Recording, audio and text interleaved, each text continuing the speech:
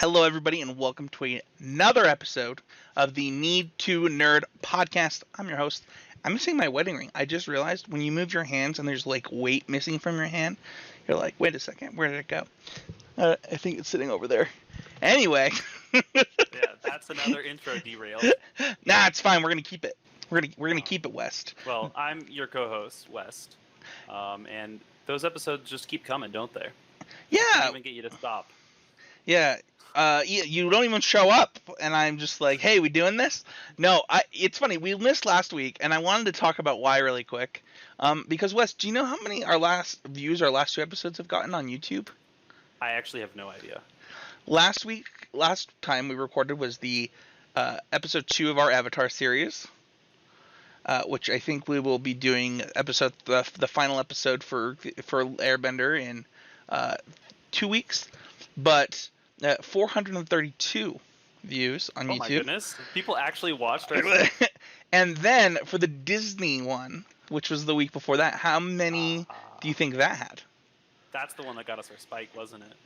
That one has almost 2,000 views. Holy cow. On YouTube right now. So thank you everybody so much for watching on YouTube. I wanted to surprise West. I knew he didn't know, so I was like, I'll make him feel happy. That's incredible. Yeah. I was under here belaboring myself the whole time under the understanding that this was absolutely just to hear ourselves talk. But I want to just say thank you everybody watching. If you can hit that like button, hit that sub button, it actually really does help out the show, and it means a lot. If you are a podcast listener, you are greatly appreciated too. Leaving a review wherever you're listening can be a great help. And if you want to listen to us on the go once COVID ends, head on over to Anchor, and there should be links to everything as our podcast gets posted everywhere. I think we're still waiting on iTunes, but I think basically everywhere else, including Overcast, which you can also get on Apple, is we're there, and you can check us out. So, with that being said, Wes, this week's a little bit different. We're not reviewing something as much. This is kind of harkens back to an episode we did on that escaping from nerddom. We're going kind of back to like an episode about what we're doing during COVID. We're going to talk about video games during COVID. And it was funny when I messaged you this. You're like, I only play Magic the Gathering, and it's funny because I think that for a lot of people who have those type of hobbies, I mean, if you think about you specifically, you play Magic the Gathering, you play Dungeons and Dragons, and those are like two really time-consuming hobbies. And one of the cool things for a lot of people, I think, about COVID, that there's not a lot of them. But if you got a lot of time where you're sitting at home and you can entertain yourself in ways that you kind of always wish you had the time to do.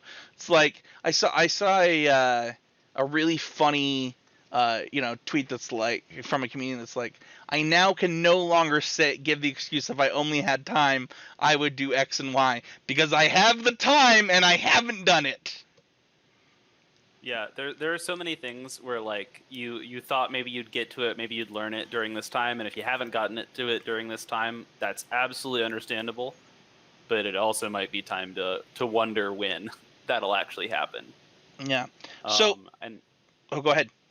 I've never been so aware of my friends who don't have like regular hobbies, who depend on like social interaction and like actually like going to events and seeing friends and that sort of thing, than this time, because they're telling me they're bored. And no one who can just sit at home at their computer for 4 hours and be absolutely entertained without breaking a sweat says that. Yeah, I mean, I know personally, I was talking to my wife about just my backlog of TV shows. Like, I finished so much stuff so far. And that's while also rewatching Avatar for this. That's while consuming other content, and it's really cool. But one of the things that has been probably the most fun for me is just completing some of my backlog for video games. This week last week specifically, I beat Pokémon X and Y, and then this week I captured the legendary Pokémon, so I beat the post game. And I'm debating, buying the expansion pass, all while playing a bunch of my backlog. For Sword and Shield? Yeah, Sword and Shield, yep. And what did I say? Just you were talking about X and Y, so Oh, that's because it's the good one. I wished I was playing the good. No, I'm just kidding. Uh, but it's really cool. What I rather than talking about, what we've been playing, because I think we'll get to that naturally. I want to talk about attacking your backlog because I know I'm the type of person that has a backlog of video games built up that they want to play West. But are you? I have there's always hordes of movies, television shows, video games that everyone else I know is playing and watching that I never get around to, and I never miss having not gotten around to those things. Okay. I For me, it's such a struggle to get through like just one long form role playing game, like a Breath of the Wild or Pokemon or a Dragon Age Origins or a Divinity 2. That for me, those I'll try some of those games and they're fun and I enjoy the experience of learning them. But then I just revert back to my basic activities. Sure. It requires like a sense of like, okay, I need to focus on this thing if I'm gonna like play a bigger game. Whereas like if I just play one of my quick player versus player games like Magic, I don't really have to commit the full effort or a lot of time, or even just think about opening the program. Don't Sure. ask me why. Yeah, no, it's totally fair. It's funny because I think that's kept me. I think I don't know how you felt with this, but like oftentimes I have some anxiety around my backlog. Like it's like, oh my gosh, like I need to be spending my time doing this to get to like make a dent in my backlog. And one of the nice things about COVID is I just play whichever thing I want to do at the time. Like today I finished the Frieza saga in Kakarot, and I also started up Pokemon Emerald the other day after beating Dragon Ball Z Legacy of Goku 2. And I don't know, it's just been really fun to try different things that I have wanted to try for a while. I'm playing Mass Effect 2 right now, and attacking the backlog becomes stress-free for me because I have so much time at this time. And for me, as somebody that has a son that is high risk and can't catch COVID, I just have a lot of time for the foreseeable future. Easily through the end of this year, I won't be going to Magic tournaments. I won't be going to Smash tournaments. I won't be going to do these things that typically take up a large percentage of my time. My traveling for work is non-existent. I work from home, and I will probably continue working from home. And not having things to worry about, not having to plan out those specific hours, just means that if I want to put in Red Dead Redemption 2, I can just do that. And so, as people are trying to attack their backlog during this time, if you're in a similar situation to me, I really hope that people get the opportunity to just play what they love and have fun. You talk about how you can just log into Magic Arena, right, and do a draft, or Magic Online and do a cube draft. And the thing is that's how I feel about my Xbox right now. It's like, okay, well, super accessible. Yeah, it's just I'm gonna throw something in my Xbox and just play for an hour. And I don't think that I felt that way for a long time about video games. I felt like if I wasn't devoting 5 hours to that activity, it was a waste of time. Whereas now I know I'm going to come back to it. And because I know I'm going to come back to it, it doesn't feel like time wasted to do these kind of heavier video games. I mean, I think that I am jealous that that's where you're spending your attention. And a couple months ago, when I was seriously working through Breath of the Wild, that was definitely my experience where I was able to just say, "Oh, I've got time. Sure, sit down. Let's play some Breath of the Wild for however long." It's such a fantastic game that you can play for any length of time and know that you've achieved something, even if it's just climbing to the top of the hill. It's the thing about Breath of the Wild, though, is that one's actually like I remember. I don't even remember where I was at in the game where at some point I was like, I should really beat this. Like, if I'm gonna say that I beat this game, I've got to go beat the game because I've done a lot of things that aren't beating this game. The biggest tower of boxes you've stacked. Strategies for attacking dragons, so many things that you can do in the game that are just not relevant to beating the game. But I mean, I even like Breath of the Wild was like when you finish a book and you immediately start reading back to page 1 again. I beat Breath of the Wild and then immediately downloaded the DLC and started playing the hard mode, the master mode of it. Is that how you get the master mode? Yeah, it's DLC. Oh, I might have to buy the DLC now. I went to replay it because I saw somebody playing it on master mode, and I was like, oh, I don't know how to do this. So I just started playing again anyway. I might get rid of the profile I have and just play from day one on master mode. That's good to know. So it's really fun. You do have to totally reconsider how you play that game in the first 2 hours of playing it, but yeah, there's a YouTuber that I am a pretty big fan of. He was a Switch YouTuber. I think he's just a kind of a video game YouTuber again. His name is Beat 'em Ups. If you've checked out his Woody Hawker or Woodhawker, either way, he is really fun to watch, and he has a series that he's playing that game on master mode, and it's edited down into like 8-minute chunks, and it's pretty entertaining for me.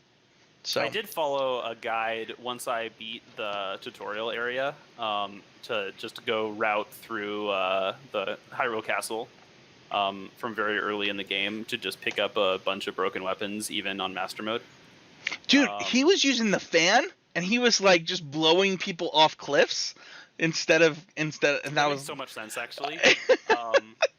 Yeah, the easiest way to kill a bokoblin in the early game is to knock him into water. Yeah, that is exactly the kind of the style. So, you know, you don't really. It sounds like you don't really have a backlog. You know, for me, I've got, you know, games that I want to do for the YouTube channel. You know, I want to finish the Dragon Ball Z Legacy of Goku series, including Boost Fury. I want to finish the Mass Effect series, which might be coming to Switch. Everybody cross your fingers. Actually, just give me your energy. Put your hands up. Let's go. Give me that. Someone give us a Goku. Yeah, we need a spirit bomb here to get Mass Effect on my Switch. I play the Switch tax, by the way, Wes. I don't know if you know this about me, but I will just buy a game on Switch rather than. I've paid it. I've paid the Switch tax for Slay the Spire, Stardew Valley. I think those are the two big ones for me so far. I literally paid the Switch tax on Witcher. Like, I bought a $60 copy of Witcher to have it on my Switch, to play on my Switch instead of my Xbox. Like, that's how much I love the Switch comparatively. And so for me, like, I have all these games on my backlog, like Mass Effect, stuff like that. Witcher, I'm still not done because I restarted when I bought it for the Switch. You know, so I've got Red Dead Redemption, Kakarot. I've got a big backlog, and it's really funny. I tweeted a couple of weeks ago, I think from our Twitter account, from the shows, just how many games do you currently playing, right? And, you know, and that I'm saying, you know, don't include Magic Arena, don't include, you know, the, you know, Hearthstone or stuff like that. That's like, you know, things that you do while you're sitting on the toilet. But like, you know, how many games are you playing? And I was surprised to see that most people play 2 or more games at once. Like, there's very few people to play one game at a time, and I think that, you know, this is a great time for everybody to kind of tackle that backlog. Have you gotten to revisit any of your favorites during the last 6 months? Like, have you gotten to, you know, play? I know you're a huge Ruby and Sapphire fan, stuff like that. I mean, obviously Breath of the Wild is one you mentioned. The best example of revisiting my favorite from this is sort of like it, which is that Mystery Dungeon DX. Pokemon Mystery Dungeon. You pay the Switch tax for that awesome. Too. Oh, that's like playing. That's a whole different story because that's a serious upgrade to the game. Is it really? Yes. Oh, maybe I'll buy it. It's just all faster, with some like more loving animation and. Nice. It's still the same core game. There are lots of kind of restrictions that they had in the really early Mystery Dungeon games that they just kind of lifted towards the later bits of design. Like, you can just start bringing more people to your dungeons. You can bring non-hero Pokemon to big plot dungeons is really important. Getting to take my agility Hitmonchan through Rayquaza's tower was legit. Nice. I don't even know if I beat the first Mystery Dungeon I played. I loved it a lot, but it was kind of like I was kind of like into different video games at the time, and kind of and I cleared the post game of Explorers of Sky, which Is that the is DS absurd to version? me. So Rescue Team was the first. That's the blue and red one, right? Yep. And Okay, then they had. that's the one that I played almost all the way through. And then that one was one on the Game Boy Advance, one on the DS, which was awesome because I didn't have a DS when that game came out, so I felt very lucky to be able to play that game, even though it was on an outmoded device. But then for the DS, they had the Explorers games, which were good upgrades to the overall. But Explorers of Time and Darkness were good, and then they came out with a third game, a Platinum, a Emerald, that sort of thing, called Explorers of Sky, and it's just so many quality life improvements. It's like how how like the first time you go back to like a game you love and like you just realize, oh, there are so many options. The experience here is so diverse. Yeah, it's well, finish what you were going to say, and then I have a thought on what you said before that. But that game, is a 40-50 hour, even if you're like cruising to get through the post game, and I just was so happy to play it. I think it was over the winter that I did it. It's funny, Pokemon does a really good job of that, and they're like, you would think that a game this old would just not have that many quality of life improvements, but I took a break at Black and White. I didn't play Black and White or Black and White 2. I was done. I was like, Pokemon, I'm done with you. Like, this is so boring. And then I came back on X and Y and was like, so impressed, just utterly impressed with the quality of life upgrades. It's something that they do really, really well. It makes it hard to go back and do things like play. Honestly, like I just haven't played Blue and Red again in. Yeah, I was gonna say it's really hard for me to play anything before 4th generation again. No, I mean I can play Fire Red, Leaf Green really happily. I can play Ruby and Sapphire and Emerald really, really happily. There are aspects that still are a little unhappy for me, but I like those games so much better than Omega Ruby and Alpha Sapphire that I'm willing to sacrifice. Like so for example, I like contests so much, which is why I started playing Emerald again. I was like, you know what? I've never done the Battle Tower because I didn't own this game. Go be the Battle Frontier even. Battle Frontier, yes, is what I meant. Sorry. Yeah. I mean, Battle Frontier, if they could just put Battle Frontier in every Pokemon game ever from here on out, that would be all I need to be, like, eternally in their debt. Like, I have so much fun just with Battle Factory, the one where, like, you get, like, a group of Pokemon and you just have to, like, pick the ones you think are good and you get to swap them out for your opponent's Pokemon after every battle. I love getting scrappy with somewhat bad Pokemon designs. Yeah. Yeah, it's really fun to kind of revisit stuff.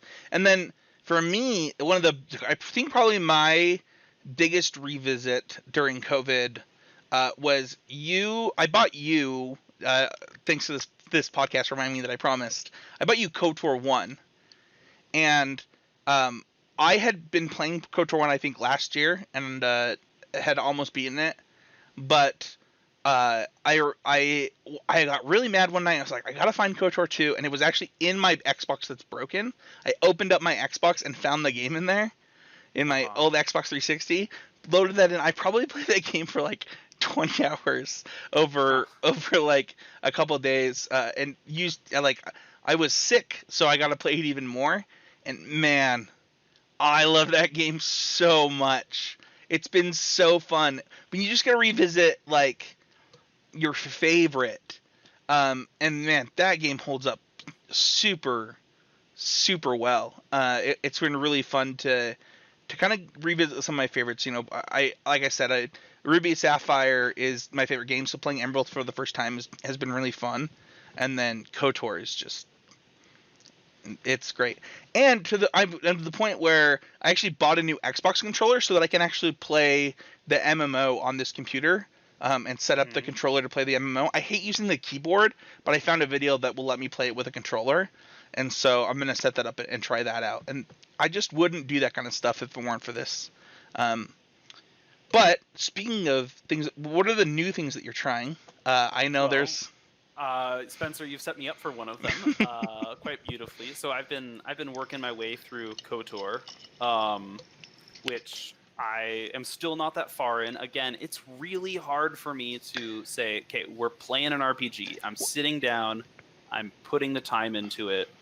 That one moves slow on the first world too. Like you're in the slog. I know where you're at, and like what once you get off of Telos, the It game becomes much wider. well yeah, because you get to fly around. Like you get to go wherever you want and explore. It becomes a more of a diverse open world. Like it's open world now for you, but the world is pretty small on one planet. Yeah. Whereas when you get to the next point in your journey, the world's going to open up a lot, and the whole game will change for you. Definitely. I always find that certainly my ability to get through an RPG, and I think a lot of people, this is one of inertia, right? You have to get going and like make it. I don't have this problem with books, but it's like books, right? I actually do have that problem with books, for what it's worth. Yeah, no, but like you start reading The Lord of the Rings, right? And it's like 100 pages before anything happens. Right.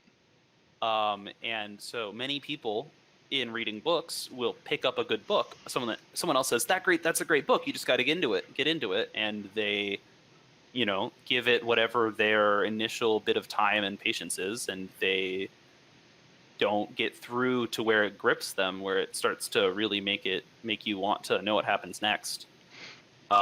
Yeah. And if you don't get past that point in a game, it's really hard for you to continue. And for me, the length of time between of like the learning how the game works, like the basically tutorial island, to use a bad RuneScape reference, sure, has a lot to do with how successful I am at playing that game, right? Yeah. Breath of the Wild, it's about 30 seconds before you feel like you can go anywhere, do anything. Yeah, Breath of the Wild is up there in the upper echelons of games where I definitely didn't have that problem with. It's funny, I think that when you were explaining, I love RPGs probably more than most people. Like they're just, it's my favorite genre by so much. But like Mass Effect 1, when I got stuck in the tank for the first time, I actually did a video here on this YouTube channel about that. When you get stuck in the Mako tank, I'm just like, this is not fun. Like, I am not having fun, and I didn't play the game for, like, another 2 years. I was just like, I'm not doing this. And it was just... Yeah. Getting stuck usually sidetracks me from finishing a game. Oh, yeah. And for me, like, it wasn't until, I think it was Mason, was just skip it, play number 2. And I was like, well, is number 1 good? And he's like, yeah, the story's good. And I was like, well... I want to experience that, and I like kind of force myself through that. And you get to the point in the RPG where you're now invested. It's like, all right, I'm invested in the story, and you'll basically, once you're invested in an RPG, you'll just put up with whatever. You're like, all right, I got to slog through this, but I'm so invested in the story that I'll do it. And that's kind of what Mass Effect 1 did for me. So, are you enjoying KOTOR? I am. I really am. I keep only.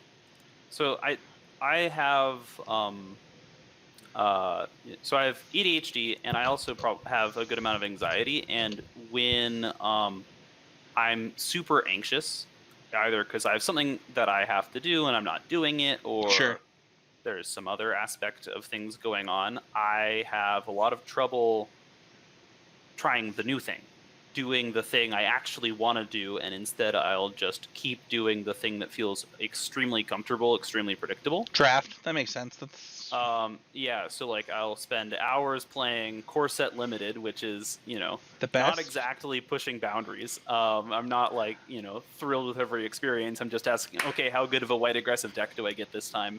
Sure. But like I, in the back of my head, I'm like, oh, but you could be doing these things you want to be doing. And I'm like, but any moment now I might actually do the thing I'm supposed to do. Right. And when I'm in that state, it's really hard for me to, it's for me, playing an RPG like that is a form of executive functioning that I don't always possess. What does executive functioning mean? I've never heard that phrase. You are you'll really click with it immediately. But it's basically like when you are making decisions intentionally, full thought out, actually doing the Oh, thing you want to sure. be doing at a given time, right? It's when Sure. you look at the sink and say, that sink is full. Let's do the dishes. Got it. Yeah, Or I I haven't showered today. We to should be shower. fair, I mean, KOTOR is certainly one of those games where your decisions have an impact on the things happening around you, and an impact on how the story plays out. So I could definitely feel that anxiety through those games. It's the same thing with Mass Effect, by the way, for me. Um, and also, I think that one thing that I was going to recommend on the show, and I think this is a good time to bring it up, is if you're feeling anxiety about a video game during COVID, but you also want to experience that video game, I would recommend looking up spoiler-free 10 things I wish I knew before starting this game videos. I have found those things to be so helpful for me for getting over the initial hump of the anxiety of feeling like you are wasting your time not doing stuff right in a video game. You spend 10 minutes to learn 10 things, and all of a sudden when you enter the video game, things get so much better. It really, really helped me with Kakarot because it is such a big RPG. You would think like, well, this is a fleshed out story. Like, how much could there be? The combat system, the food system. I was explaining Kakarot to somebody, which is the new thing that I'm doing is playing Kakarot. Like, it was the thing I got from my wife for my birthday that I'm tackling. And this game is like you took Breath of the Wild, and you took like Legacy of Goku 2 or Boo's Fury, and you mashed them together and had a baby and put it on the Xbox instead of a lower system as far as power. It's so interesting. But I definitely would not be enjoying this game as much if I didn't do that. And Devonair has been trying Animal Crossing for the first time, and I told her, she was having some serious anxiety about the game, and I found a video for her, sent it to her, and she's been playing it nonstop now. She learned the 10 things she needed to know, and all of a sudden the game became way more enjoyable for her. And I think that has to do with like creators being able to tell you what you need to know better than the game does, because the game wants you to have some amount of self-discovery. Whereas for a lot of people, if you discover something too late, you feel like you wasted all of these time and resources in the game. I hope that I was helpful for you when I jumped on and watched you play KOTOR, because when you don't know things about X or Y and you learn them, it makes the game much easier and go faster, which I think keeps people more engaged. Definitely. I mean, there are so many games out there where like there's a really important item that you can miss in the first chapter, or there's a like a shop that's around the corner that if you had known about sooner, you would have had a big advantage. Or even just like your advice with KOTOR, which is don't level up your main character for a while because there's Well, class options later on.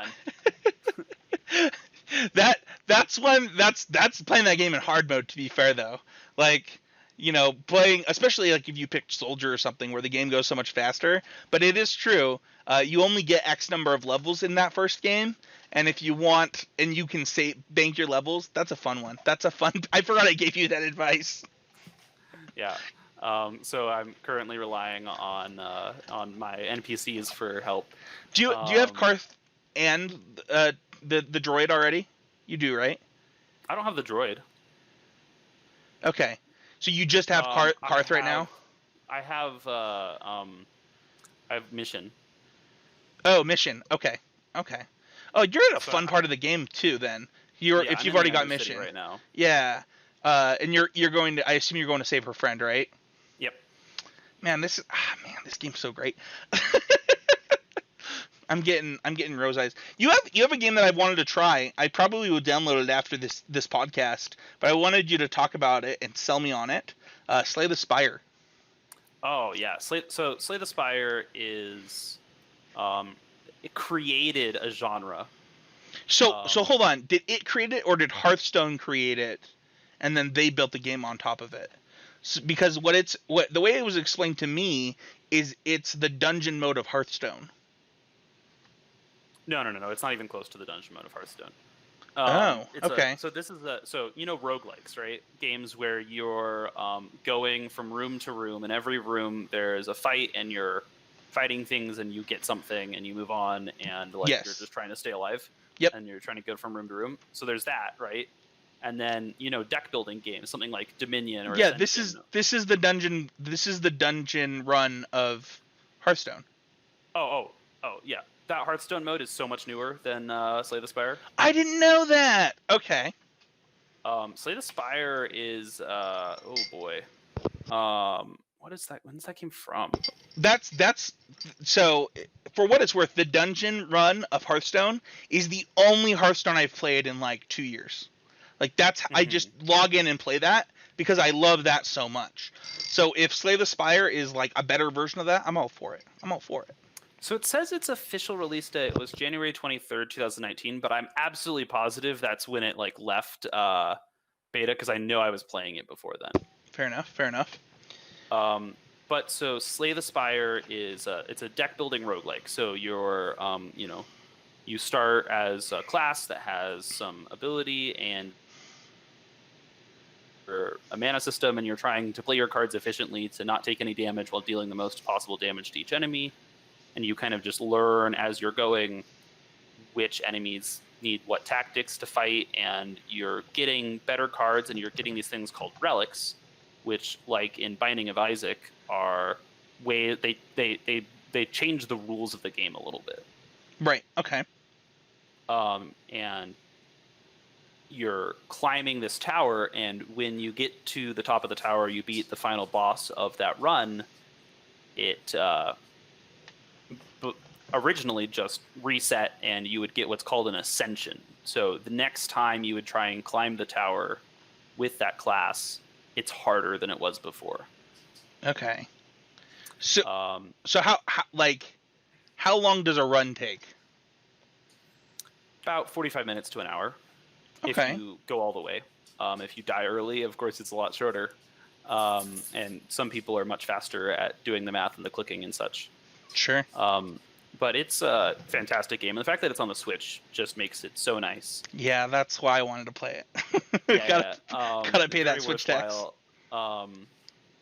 And it's just like, if you enjoy that feeling in a strategy game of, okay, I have these options, what is the optimal way to put together these options to do the thing I want to do in this situation? And that's a satisfying experience for you. Right. That core gameplay loop is the entire thing, right? Like, you're always just making a strategic option to play your cards best, do the math, make sure you waste no mana, no cards. And then the card evaluation part, which is trying to pick which cards to add to your deck that will best enhance your deck or will best create a deck going forward, is really exciting. And sometimes the relics you get will totally enhance certain types of cards, so that'll change. Bye, doggo. It's just it's a really solid use of time that there's no stakes in, that there's just learning. Yeah, I really you sold this really well. I'm definitely gonna download this one. Wes, to wrap up, we kind of talked about both the attacking your backlog, revisiting old favorites. I kind of want to just close this out by saying to the listeners that if there's a video game that you would recommend others try out during COVID, just drop a comment down below on the YouTube video. Let people know it's something that they could try out. Sell the thing that you love. Get more people involved in the things that you love. And I think that for me personally, like, I'm so excited to kind of have no backlog at the end of this and get to just experience new things as they come out. And I think this is the perfect time to do it. Yeah, that's an exciting idea. I just looked at my Steam library, and the number of games on it I've started but not finished is just crushing. That's fair. If people, I'll never finish you. If people want to find out how many that is, they can contact you on Twitter. Where can they do that? My Twitter handle is east_monotone, MONOTONNE. If you want to find me, you can find me at Spencer13H. You can find the podcast at Need to Nerd Pod, where you too can describe your favorite video game in a boring way. Wes, we got a lot of responses to that. I could not figure some of them out. You need to go help us out here, because I literally can't figure some of these out. I need your A help. puzzle game, you say? Thank you, everybody, so much for listening, and we'll see y'all next week, where we will be talking about Digimon the movie. That's when you get hyped, West. That's your We're hype. doing Digimon the movie? Yeah. I'm surprised. I thought we were doing the reboot television show, but Digimon the movie is awesome as well. I haven't watched the I'm very reboot excited television about show. Well, Is it good? yes. Is it in English yet? Yeah, no. Mm, No, of course not. yeah, Digimon has done me dirty with these subs, man. Thank you, everybody, so much, and we'll see you guys all next week. Please tell Spencer he should watch subbed anime, I not dubbed anime. I don't need to be told. I know it's everyone's opinion. Thank you.